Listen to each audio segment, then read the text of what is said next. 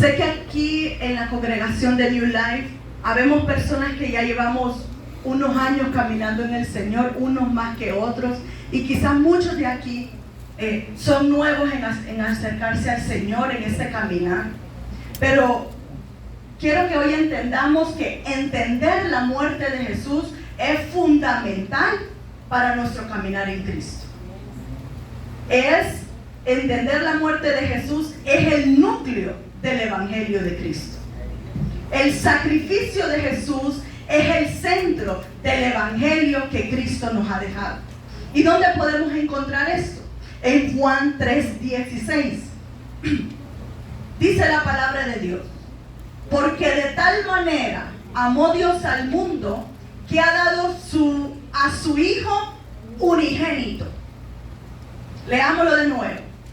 Porque de tal manera amó Dios al mundo que ha dado su Hijo unigénito, el único, para que todo aquel que en Él cree, ¿que cree en quién, hermano?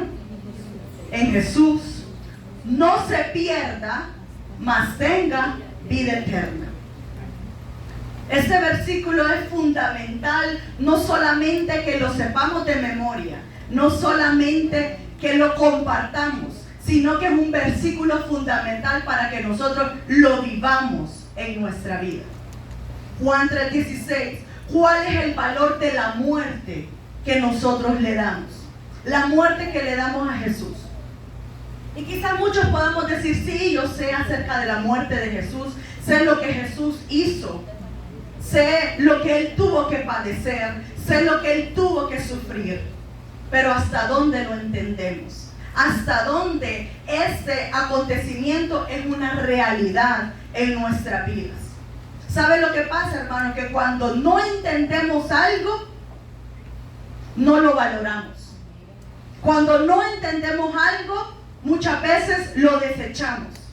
Pero cuando entendemos algo, lo valoramos. Cuando entendemos algo, lo asimilamos. Cuando entendemos algo, lo defendemos.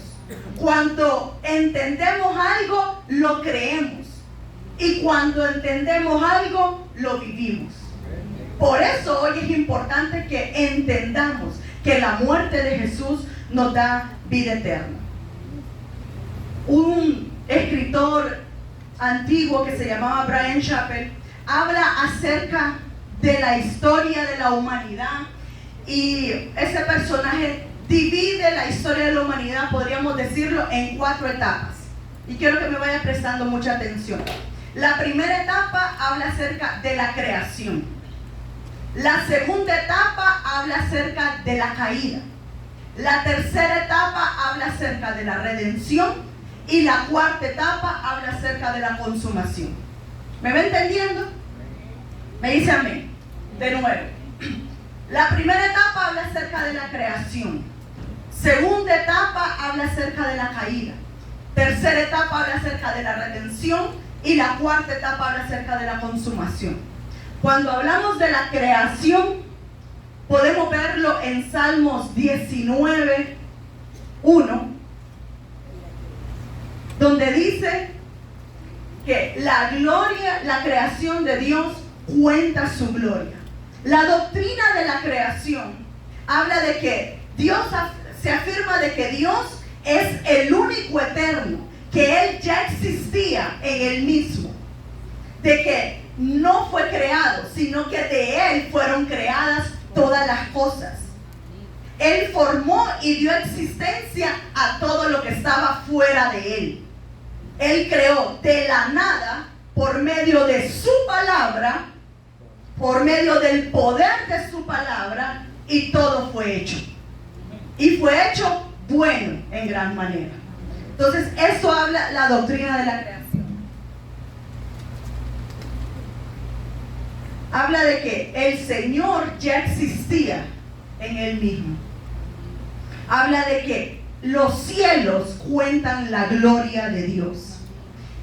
Eso habla la creación. El segundo punto, vamos a hablar acerca de la caída. Para hablar acerca de lo que pasa en la muerte de Jesús, nos vamos a retornar al inicio, al original, donde comenzó todo. Y quiero que leamos Primera de Corintios 15.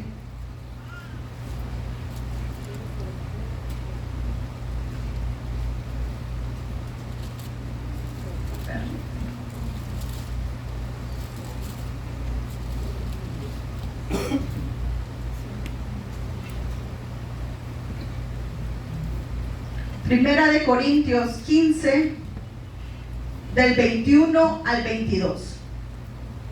Dice la palabra de Dios: por cuanto la muerte entró por un hombre, también por un hombre la resurrección de los muertos. Porque así como en Adán todos mueren, también en Cristo todos serán vivificados. Eso nos dice Primera de Corintios 15. Habla de la caída del hombre.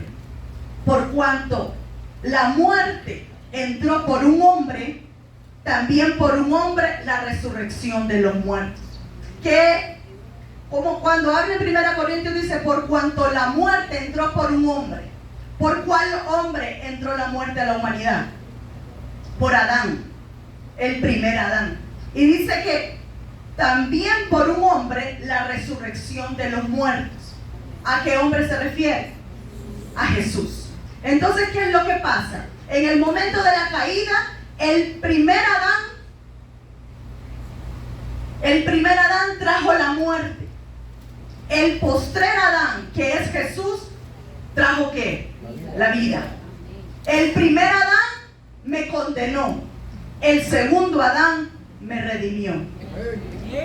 El primer Adán me desconectó de mi Creador, pero el postrer Adán se hizo sacrificio vivo para vida eterna.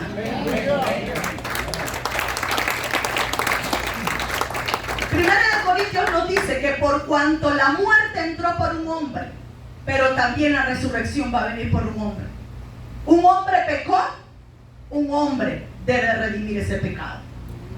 Dios no podía mandar a ningún ángel a salvarnos, porque la muerte entró por un hombre. ¿Dónde comenzó esto? En Génesis, en el jardín del Edén. Y nos vamos a ir ahí a Génesis 2:16. Nos vamos a Génesis 2:16 y vamos a ver la historia de la creación del hombre. Dice que en el jardín del Edén, Génesis 2:16, y mandó Jehová Dios al hombre diciendo: de todo árbol del huerto podrás comer, mas del árbol de la ciencia del bien y del mal no comerás, porque el día que de él comieres, ciertamente morirás. Dios le está dando una instrucción. ¿A quién? A Adán. Se la da él solito. Ahí no estaba Eva todavía. Se la da a Adán y le da una instrucción. Entonces, ¿dónde comenzó todo? ¿Dónde comenzó la caída del hombre? En el jardín del Edén. Dios es el primero que empieza a hablar en Génesis de que la muerte va a ser la consecuencia de un pecado. ¿Cuál pecado? La desobediencia. Porque le dice Dios a Adán: ciertamente si comieres de ese árbol vas a morir. Entonces Dios es el primero en hablar acerca de la muerte como consecuencia del pecado. Déjeme decirle que Satanás no tiene autoridad sobre la muerte, porque quien es el primero en hablar sobre la muerte como consecuencia del pecado es Dios. Satanás no tiene autoridad sobre la muerte. Si Satanás le ha venido a decir a usted y hablar de muerte, no tiene autoridad. Porque el único que tiene autoridad sobre la muerte es Jesús, es Dios. Más adelante habla ahí en Génesis 1:16, y vaya conmigo allá a las escrituras. Satanás desde el principio lo único que ha podido hacer es socavar las palabras de Dios. En Génesis 3:1 miramos cuando Satanás se le presenta a Eva y dice: pero la serpiente era astuta más que todos los animales del campo que Jehová Dios había hecho, la cual dijo a la mujer, oiga lo que le dijo: con que Dios os ha dicho no comáis de todo árbol del huerto? Mintiendo, Dios no había dicho eso. Dios había dicho, de todo árbol pueden comer, solo del bien y el mal no pueden. Y Satanás empieza a transgiversar la verdad de Dios y empieza a engañar a Eva. Y le dice, con que Dios ha dicho, no comáis de todo árbol del huerto. Y la mujer respondió a la serpiente, del fruto del huerto podemos comer, pero del fruto del árbol que está en medio del huerto, dijo Dios, no comeráis ni de él, ni le tocaréis para que no muráis. Entonces la serpiente, engañando a la mujer, le dijo, no moriréis. El diablo desde el principio lo único que ha podido hacer es socavar las palabras de Dios, socavar la verdad de Dios. Eso es lo único que ha podido hacer. Quiere que dudemos de la palabra de Él, de la palabra de Dios. Quiere que dudemos de las palabras que Dios nos ha dicho. ¿Cómo pasó esto entonces? La caída. Satanás empezó a discutir con Eva y a hablar con Eva. La engañó, plantó la semilla de la duda acerca de la palabra que Dios le había dicho. La expuso a una comprensión incompleta de lo que Dios le había dicho a Adán. Lastimosamente, Adán no transmitió bien la información a Eva, porque Dios le había dado la instrucción a Adán y le había dicho, del árbol del bien y el mal no van a poder comer, pero pueden comer de todo. Y cuando Satanás se le presenta a Eva, Eva le responde, el árbol que está en medio no vamos a poder comer. Ni sabía ahí cómo se llamaba. Porque entonces, ¿qué hizo ahí el diablo? Aprovechó para exponer a Eva a una incompleta comprensión de la palabra. Entonces comienza la caída del hombre y empezó con la desobediencia. La desobediencia. Y ahí empieza en el jardín del Edén todo esto. Pero luego, ¿qué hizo Dios cuando pasó todo esto? Y vamos ahí más adelante, en Génesis 3:8. Ahí adelantito dice, y oyeron la voz de Jehová Dios que paseaba en el huerto al aire del día. ¿Quiénes escucharon esta voz? Adán y Eva. Y oyeron la voz de Dios que paseaba en el huerto al aire del día. Me imagino que esto era algo común. Esto era la manera como convivían Dios, Adán y Eva y todas las criaturas de la tierra. Dios se paseaba en medio del Edén, donde había relación, donde había comunión, donde había cercanía. Y dice que oyeron la voz de Jehová que se paseaba en el huerto. Y el hombre y la mujer, ¿qué hicieron? Se escondieron delante de la presencia de Dios, entre los árboles del huerto. Versículo 9. Mas Jehová Dios llamó al hombre y le dijo, ¿dónde estás tú? ¿Dónde estás tú? ¿Ustedes creen que Dios no sabía dónde estaban Adán y Eva? Pero Dios le dice, ¿dónde estás tú? Y yo cuando leí estas palabras, solo pude sentir el grito de un padre angustiado, diciendo, ¿dónde estás tú? Porque su hijo, aquel con el que tenía relación, aquel con el que tenía comunión en el huerto del Edén, se había escondido de él. Se había escondido. Había escuchado su voz, pero se había escondido detrás de los árboles. Y yo solo podía leer esto y decir, cuando Jehová Dios le dice, ¿dónde estás tú? Es el grito del corazón de un padre que sabe desde ese momento que un abismo se había creado entre Dios y el hombre. Es el corazón, digo yo, angustiado de un padre que en ese momento se había dado cuenta de que ya existía una separación entre Dios y el hombre, que un abismo se había creado, de que se rompió la relación, porque Adán se escondió.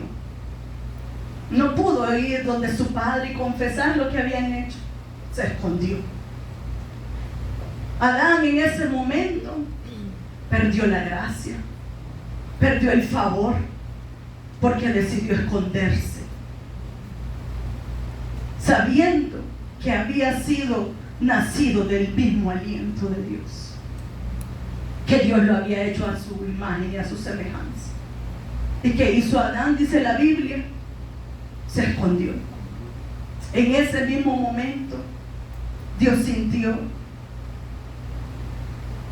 esa angustia, como un padre pregunta por su hijo: ¿dónde estás tú? Y fue la primera vez que Adán y Eva sintieron miedo, porque ahí dice: y me escondí, y Dios le dijo: ¿quién te enseñó? En el 10, y él le respondió: oí tu voz en el huerto y tuve miedo, porque estaba desnudo y me escondí.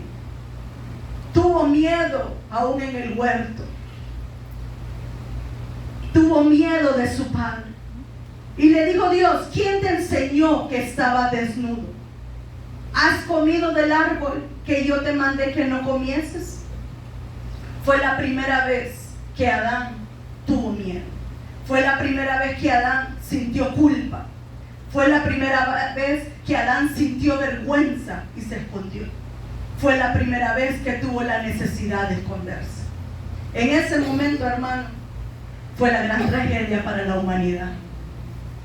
Ese momento fue la caída de la humanidad. Y eso trae consecuencias terribles para nosotros hoy en día.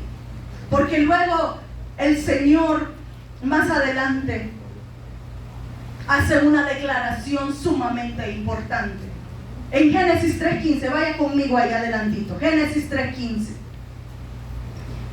Después de ese acontecimiento, viene Dios y dice: y pondré enemistad entre ti y la mujer.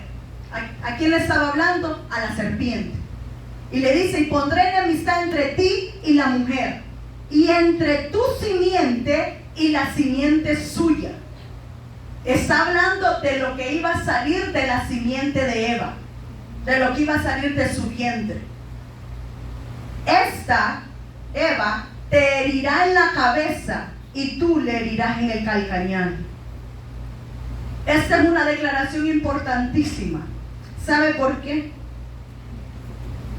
Porque en este momento, a este punto, Dios expresa el primer sermón evangélico sobre la faz de la tierra. ¿Cómo así? Jehová, Dios, como el predicador.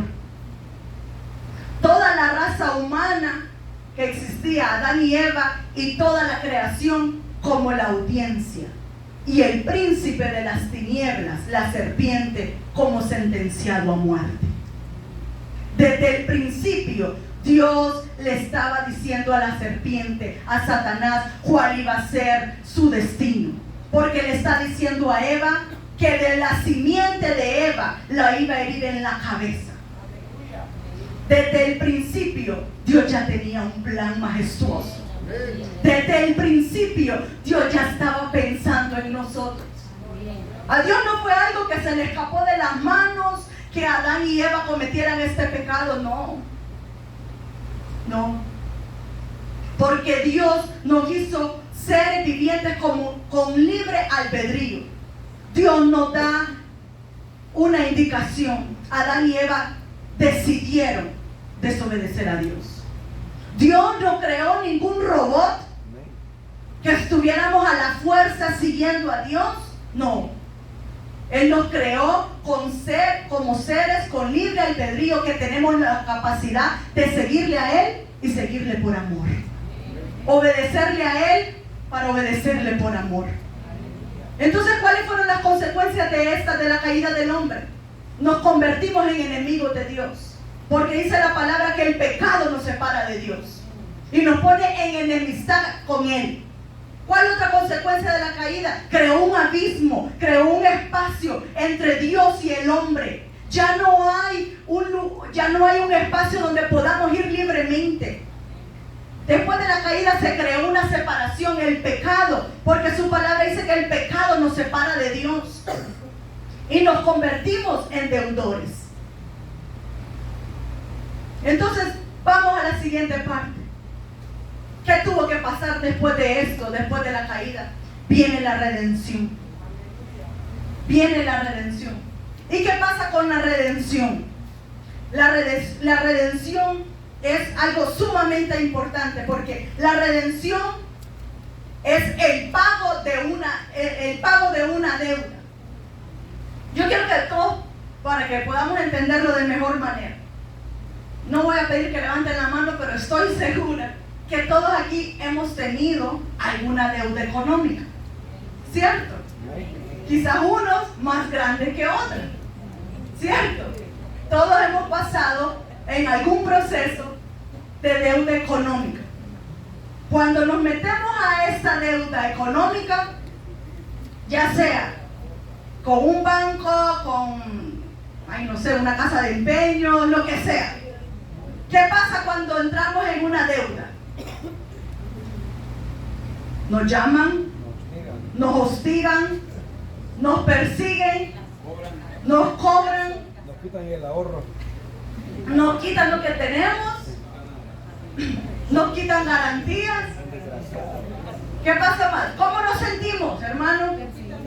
Nos quitan la paz, nos sentimos acorralados, muchas veces hasta nos sentimos humillados, ¿cierto? Cuando tenemos una deuda, nos sentimos que no podemos andar en libertad, ni para comprar un fresco, porque al que le debo, si mira ahí, ¿verdad? ¿Cierto? Ni a la pulpería, porque a veces debemos. Tener una deuda, hermano, es terrible. Es terrible tener una deuda. Hay algunas deudas, hermanos, que son impagables. Hay algunas deudas que quizás podemos mirar estado de cuenta de una tarjeta, podemos mirar lo que debemos de una casa de aquí a 20 años, podemos mirar quizás deuda por alguna enfermedad y hemos dado nuestro dinero, nos hemos endeudado. Y hay deudas, hermano, que nos quitan la paz. Hay deudas tan terribles que nos humillan. Hay deudas tan terribles que nos hacen ser diferentes a como nosotros somos, porque no tenemos libertad. Nos enferman. ¿Y sabe qué, hermano? Nosotros tenemos una deuda peor que cualquier deuda económica. Tenemos una deuda que la única solución para saldar la deuda es la muerte.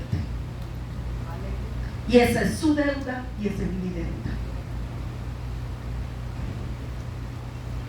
El dinero viene y va, pero usted y yo, hermano, tenemos una deuda que solo la muerte puede saldar. Esa deuda que tenemos, por más que trabajemos, no la podremos pagar. Por más buenos que seamos, no la podremos pagar. No podremos. Tenemos una deuda. Y ese es el plan de redención de Dios. Que usted y yo tenemos una deuda impagable. Que usted y yo merecíamos la muerte por el pecado. Que usted y yo, nuestra única manera de saldar esa deuda es muriendo. Pero ¿sabe qué es lo que pasa en este punto de la historia? Se activa el plan de redención. Se activa el plan de redención. Se activa el plan de redención, hermano. Se activa este plan. Y Romanos 5:12 nos dice: por tanto el pecado entró al mundo por un hombre, y por el pecado la muerte. Así la muerte pasó a todos los hombres, por cuanto todos pecaron. ¿Quiénes? Todos pecamos. Todos pecamos. Entonces estamos en este punto donde todos pecamos y todos merecemos la muerte. Se activa el plan de redención, porque usted tiene una deuda y la única manera de pagarla es con la muerte. Y yo quiero que saque usted este papelito. Todos lo tenemos. Sáquelo, sáquelo. Sáquelo, levántelo. Levántelo.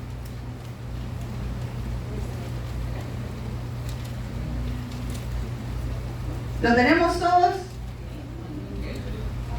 Porque, escucha hermano, Romanos 5:10 lo que dice: porque siendo enemigos, fuimos reconciliados con Dios por la muerte de su Hijo. Mucho más estando reconciliados, seremos salvos por su vida.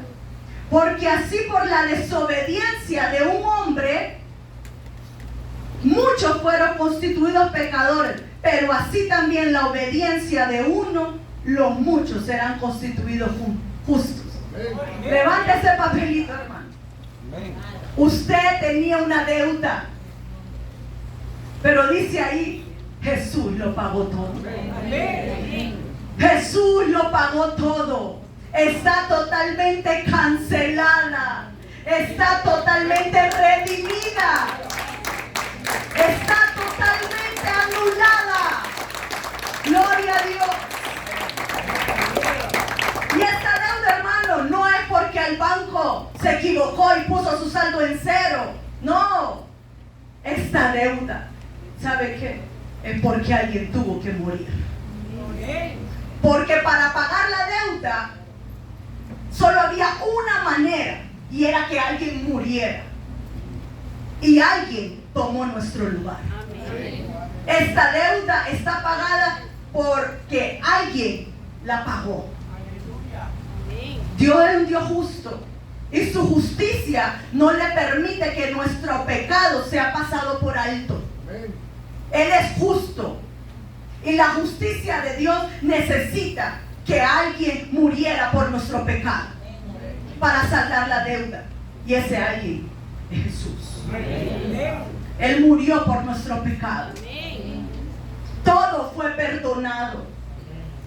¿Sabe qué es lo más lindo, hermano? Que el pago fue aceptado. A veces cuando tenemos deuda, queremos solamente pagar intereses y eso no baja nada. Queremos pagar un poquito y eso no baja nada. Pero ¿sabe qué? El sacrificio de Dios fue más que suficiente para pagar la deuda. El pago fue aceptado. Quiere decir que el pago fue totalmente aceptado para borrar nuestra deuda, para borrar nuestro pecado. Alguien lo hizo. Y sabe que esta persona, Jesús, lo hizo, y lo hizo por amor. Lo hizo por amor.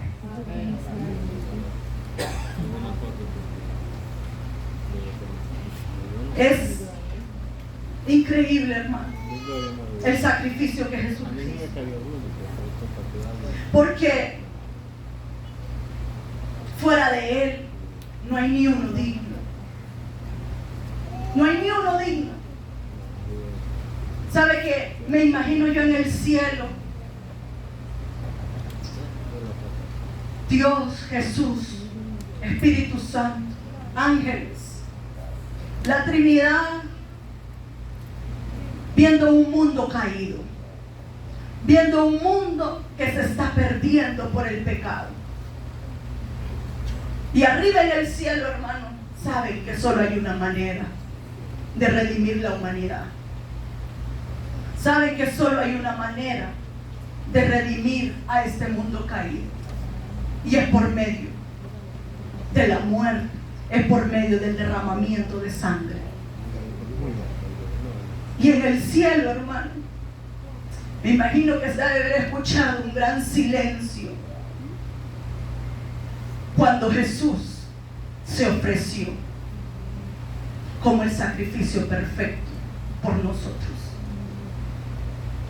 Jesús, el Hijo de Dios, el que está sentado a la diestra del Padre, el que tuvo lugar en la creación de todo el universo. Jesús es el que es la palabra viva, que por medio de él fueron hechas todas las cosas. Jesús dijo: yo voy, Padre, yo voy, yo me entrego. Yo no puedo imaginar más grande expresión de amor que Jesús mismo entregando su vida voluntariamente por cada uno de nosotros. Voluntariamente Él se ofreció como sacrificio. Voluntariamente dijo: yo voy. No sé si los ángeles se opusieron y dijeron: no vayas, no te lo van a agradecer, no van a valorar tu sacrificio. Me imagino el corazón del Padre cuando Jesús dijo: yo voy, papá, envíame a mí, yo voy, yo voy. Y desde ese momento el plan de redención de nuestro Padre, como dice Juan 3:16, de tal manera amó Dios al mundo, de tal manera Dios nos amó tanto, que envió a su Hijo unigénito, el único, a dar su vida. De tal manera, para que todo aquel que en Él cree no se pierda, mas tenga vida eterna.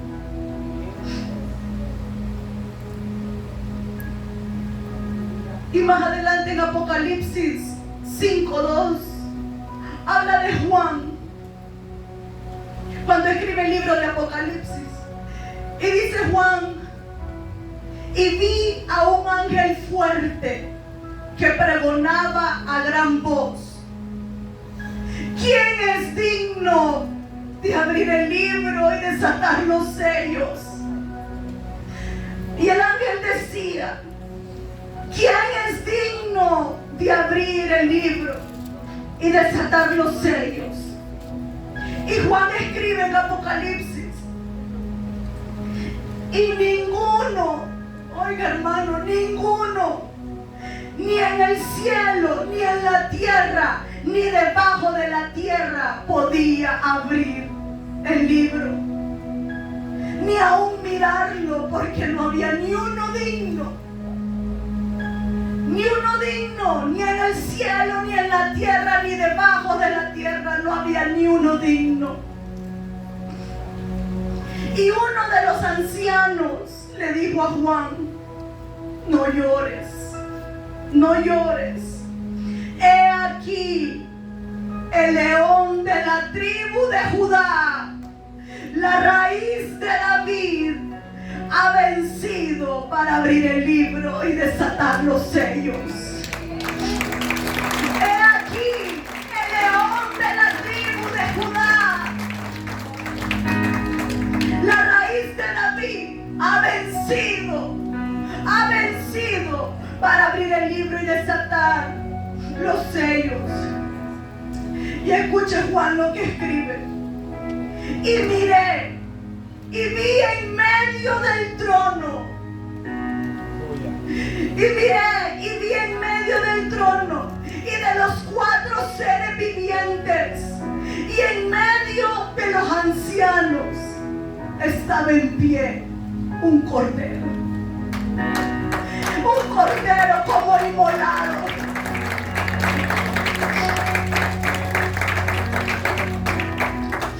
En medio del trono medio de los ancianos, en medio de los 4 seres vivientes, estaba en pie un cordero como inmolado. Y este es el único digno que se ofreció como sacrificio para perdón de nuestros pecados. Y dice Juan, yo estaba llorando, dice Juan, yo lloraba porque no había ni uno digno. Mi hermano, no sé cuántas veces usted ha llorado angustiado, pensando que nunca va a poder salir de su pecado, pensando que nunca va a poder salir de su enfermedad, pensando que no tiene solución su vida. No sé cuántas veces usted ha llorado pensando que ya no quiere ni estar en este mundo porque no hay nada más que pueda hacer. Y Juan dice, y lloraba porque no había ni uno digno. Déjeme decirle, hermano, que hay uno digno que lo puede rescatar. Hay uno digno que lo puede sanar. Hay uno digno que lo puede libertar de su pecado. Hay uno digno que lo puede levantar. Hay uno digno que puede perdonar su pecado. Imagínese usted el peor de sus pecados, el pecado que más le avergüenza, el pecado que más le trae culpa, el pecado que más le trae opresión. Estoy segura que solo Dios y usted lo conoce. Ese pecado que usted ha tratado de ocultar por mucho tiempo, ese pecado que se ha convertido en una carga insoportable, esa enfermedad, hermano, que usted ya no puede más, que le ha consumido sus fuerzas, que le ha consumido sus ganas de vivir. Pero hay uno digno que se entregó en una cruz por usted y por mí. Hay uno digno. Y el plan de Dios se puso en marcha para rescatar la humanidad.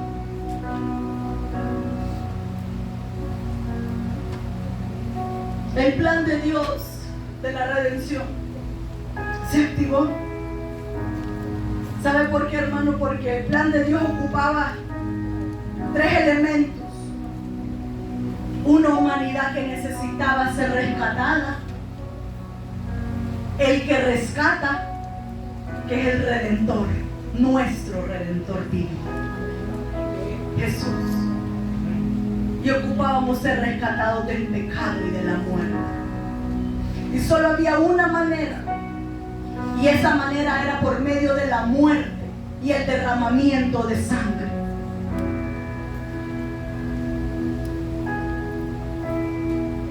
Esa era la única manera.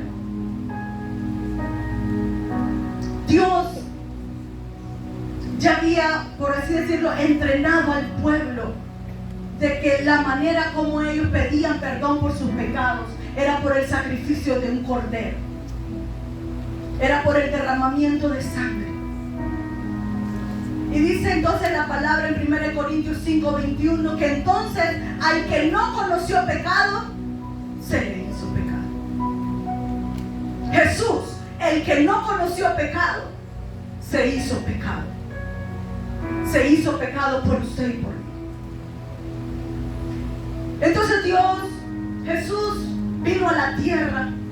Se cumplió lo que Dios había dicho en Génesis, que de la simiente de Eva iba a salir el que le iba a aplastar la cabeza a Satanás. Y de la Virgen María nació el Señor Jesús. Nació el Señor Jesús. Comenzó su ministerio el Señor Jesús. Tuvo a sus discípulos Y dice la palabra de Dios que cuando ya se iba acercando el tiempo, porque Jesús fue el único hombre de la tierra que su propósito de venir fue morir.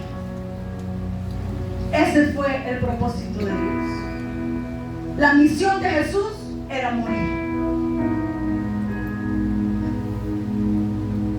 Y cuando se iba acercando el tiempo, dice que Jesús va al monte Getsemaní a orar. Y el Getsemaní tiene un significado importante porque significa el lugar de la prensa de aceite, donde sacaba el aceite de todos los olivos, del fruto del olivo. Entonces el Getsemaní significa el lugar de la prensa de aceite. ¿Me va entendiendo lo que estaba pasando ya aquí? Jesús empieza a orar en el Getsemaní, se lleva unos cuantos discípulos y él se aparta a orar a su Padre. Él ya sabía lo que le venía. Y dice la palabra de Dios que cuando Jesús comienza a orar, comenzó a vivir y experimentar una agonía. Una agonía, con esas palabras lo dice, una agonía. Los que agonizan son los que están cerca de la muerte. Y él empezó a experimentar una agonía. Tal agonía era, hermano, que su cuerpo empezó a sudar como gotas de sangre. De tal agonía que él tenía. ¿Sabe por qué? Cuando él estaba orando, su hora se estaba acercando. Su hora se estaba acercando. Él sabía por lo que tenía que pasar. Sabía lo que tenía que pasar. ¿Sabe por qué? Porque en Isaías 53:3 lo relata de una manera durísima. Jesús, que sabía la palabra de Dios dada por los profetas, sabía lo que Isaías había escrito en el capítulo 53:3, donde dice: despreciado y desechado entre los hombres, varón de dolores, experimentado en quebranto, y como que escondimos de él el rostro, fue menospreciado y no lo estimamos. Ciertamente llevó él nuestras enfermedades y sufrió nuestros dolores, y nosotros le tuvimos por azotado, por herido de Dios y abatido. Mas él, me imagino Jesús en el Getsemaní, recordando las palabras de Isaías. Mas él herido fue por nuestras rebeliones, molido por nuestros pecados. El castigo de nuestra paz fue sobre él, y por su llaga fuimos nosotros curados. Todos nosotros nos descarriamos como ovejas, cada cual se apartó por su camino, mas Jehová cargó en él el pecado de todos. Angustiado y afligido, no abrió su boca. Como cordero fue llevado al matadero, y como oveja delante de sus trasquiladores, enmudeció y no abrió su boca. En el Getsemaní, él sabía que esto iba a ocurrir, que su hora había llegado. Estaba en una situación de agonía porque estaba cerca de la muerte ya. Pero ¿sabe qué? Me imagino que en el fondo de su corazón había realización porque estaba obedeciendo a su padre. Porque para lo que su padre lo había enviado, morir, su hora estaba cerca. ¿Sabe qué, hermano? A veces nos sentimos como en ese Getsemaní, en agonía, en desesperanza, en tristeza. Y nos sentimos como en el Getsemaní. Pero ¿sabe qué, hermano? No huyamos del Getsemaní. El Getsemaní a Jesús lo llevó a cumplir su propósito. El Getsemaní era la antesala para que Él cumpliera su misión. Si usted se siente en el Getsemaní, no huya.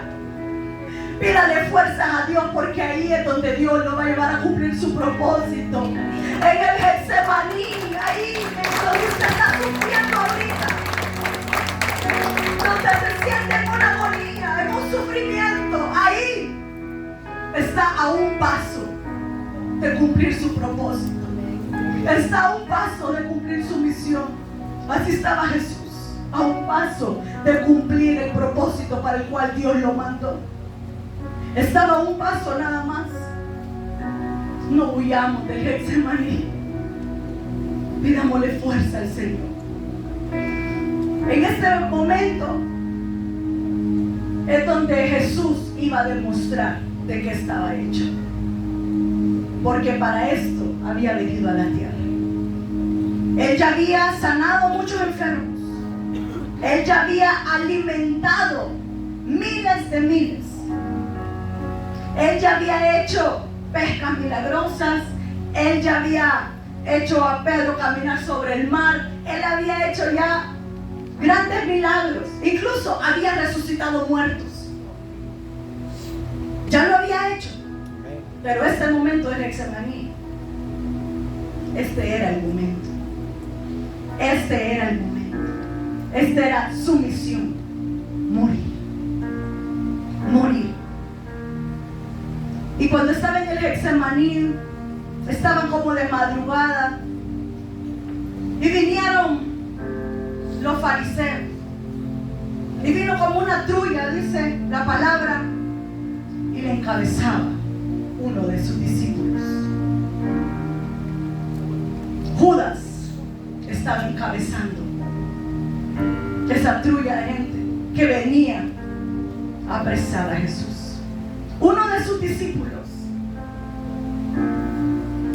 que casi un día antes estaba comiendo con él la noche de la Santa Cena. Uno de sus discípulos que se sentaba con él lo traicionó por 30 monedas de plata. Pero Jesús ya sabía. Él ya estaba preparado.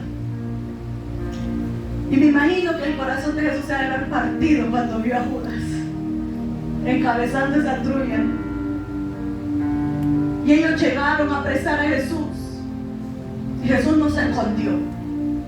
Jesús les dijo: aquí estoy. Aquí estoy. Ellos preguntaban: ¿quién es Jesús?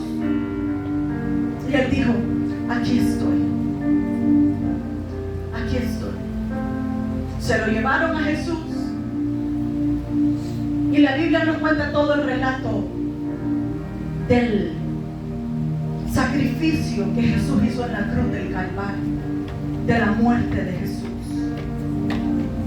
Dice que Pilato no encontraba nada para sentenciarlo a muerte, pero su mismo pueblo gritaba: crucifíquenlo. A los suyos vino y los suyos no le recibieron. Su mismo pueblo gritaba: crucifíquenlo, crucifíquenlo.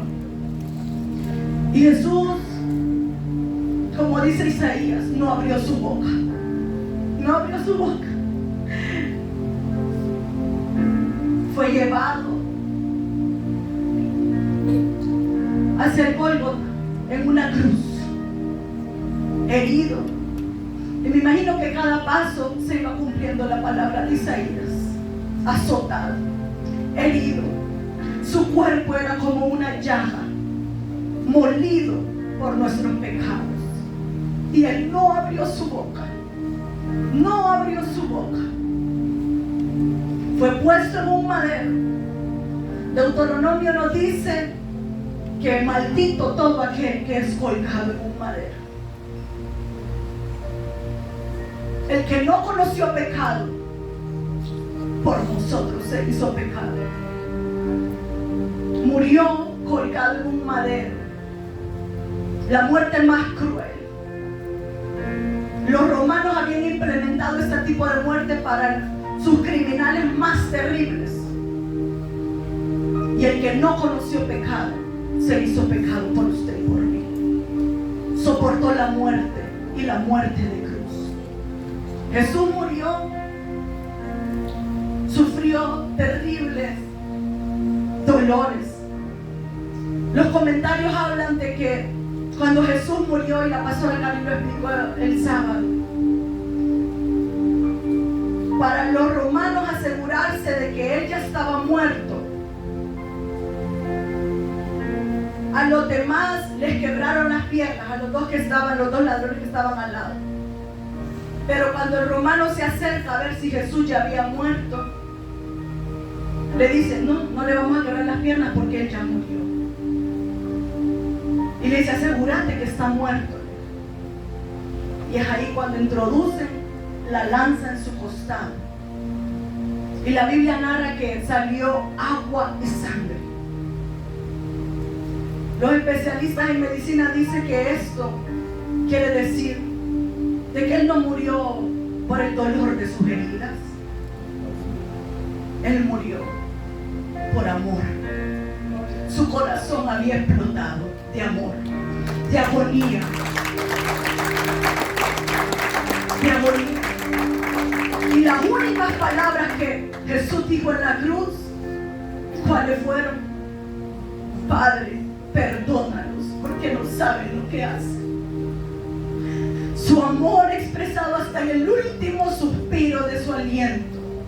Padre, perdónalos porque no saben lo que hacen. E inmediatamente él dijo: encomiendo a ti mi espíritu. Y murió Jesús. Y en ese momento, cuando él muere, quiero que leamos Mateo 27, 51.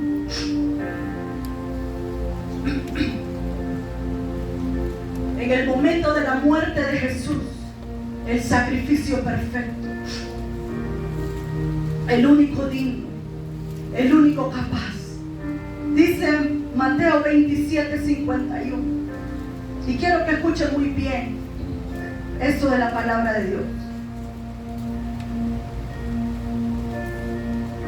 Mas Jesús, el 50, habiendo otra vez clamado a gran voz, entregó su espíritu. Y he aquí, vamos a leer el 51. Y he aquí, el velo del templo se rasgó en dos. Esto ocurrió cuando Jesús murió, en el instante que Jesús murió. Y he aquí, el velo del templo se rasgó en dos, de arriba abajo. Y la tierra tembló, y las rocas se partieron. Y se abrieron los sepulcros, y muchos cuerpos de los santos que habían dormido se levantaron y salieron de los sepulcros. Hermano, los romanos dijeron: definitivamente este era el Hijo de Dios. En el momento de su muerte, en ese mismo momento, su sangre nos limpió de todos los pecados. Su sangre derramada en la cruz del Calvario nos limpió de todo pecado. En ese momento el velo se rasgó en dos. O sea, se rasgó en dos, no algo poquito, en dos, de arriba abajo. El velo que estaba en el templo, donde adoraban todos los fariseos, todos los escribas, todos ellos, el velo se rasgó en dos, porque el único que podía entrar ahí era el sumo sacerdote. Pero en el momento de la muerte de Jesús se rasga el velo, se parte en dos. Quiere decir que usted y yo tenemos libre acceso. Quiere decir que usted y yo podemos entrar hasta el lugar santísimo y hasta nuestro Padre. El velo se rasgó en dos. Dice que hubo un terremoto, que las piedras se movieron y el templo se destruyó. Dice que el cielo se oscureció. Y dice que muchos muertos resucitaron. Muchos muertos aceptaron. Exactamente. ¿Sabe qué, hermano? Nuestro glorioso Jesús, del cielo bajó a la tierra, de la tierra bajó al mismo infierno a declarar la victoria en el Hades y en el Seol. Del infierno resucitó de los muertos, venció la muerte, aleluya, venció la muerte, predicó en el Seol, declarando su victoria sobre la muerte. Y del Seol subió a la tierra para dar testimonio de que Él había vencido la muerte, de que Él había resucitado entre los muertos. Y de la tierra subió en una nube al cielo, a la diestra del Padre. Y hoy está sentado a la diestra, haciendo morada para usted y para mí. Hoy está a la diestra, preparando una morada para usted y para mí. Para que el día que cuando Él regrese, así como se fue en una nube, usted y yo podamos tener morada, podamos habitar con Él en el cielo. Hermano, lo que vivimos aquí es pasajero. No nos desanimemos. Nuestra morada es eterna en el cielo. Nuestra morada es eterna con Él, reinar con Él por la eternidad. Esa es nuestra morada. Esa es. Y para terminar, solo quiero leerles la última parte, que es la consumación. Y está en Lucas 21:27, donde dice: entonces verán al Hijo del Hombre que vendrá en una nube con poder y gran gloria. ¿Cuántos se alegran por eso, hermano? Y entonces, gloria a Dios, verán al Hijo del Hombre que vendrá en una nube con poder y con gran gloria, aleluya. Y cuando estas cosas empiecen a suceder, erguíos y levantad vuestra cabeza, hermanos en Cristo. Levantemos vuestra cabeza, porque vuestra redención está cerca. Levantemos nuestra cabeza, miremos al cielo, porque ahí es nuestra morada eterna. Nuestra redención está cerca. El plan está próximo a consumarse. Él está intercediendo por nosotros al Padre, sentado a la diestra, preparando morada. Póngase de pie. Gloria a tu nombre, Jesús. Gloria a tu nombre, Dios. Nuestros pecados están perdonados, gloria a Dios. Estamos eternamente seguros en Él. Es nuestro hogar eterno. Podemos afrontar nuestro futuro con confianza, con seguridad y con perfecta paz. Yo le voy a invitar que cierre